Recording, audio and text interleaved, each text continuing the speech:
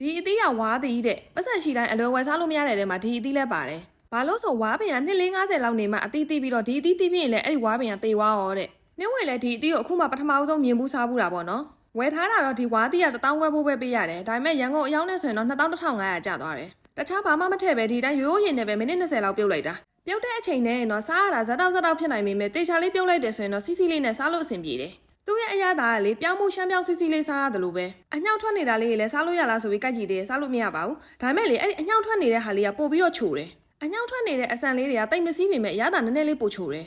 တချို့တွေကတော့လေဒီလိုမျိုးအပေါ်ကုန်းအကျန်း2ထပ်လောက်ခွာပြီးရင်စားကြပေမဲ့တချို့တွေကကြတော့လေဒီအပေါ်ကအစိမ့်ဘက်လေးတွေကုန်းတဲ့အထိကိုခွာပြီးတော့စားကြတယ်အပေါ်ကွန်လေးတွေလုံးဝကုံအောင်ခွာပြီးစားတာကတော့ပို့ပြီးတော့စီစီလေးနဲ့စားလို့ကောင်းတယ်အပေါ်ကွန်တစ်ထက်ကျန်နေရင်နည်းနည်းဝါရတာဇက်တောက်နဲ့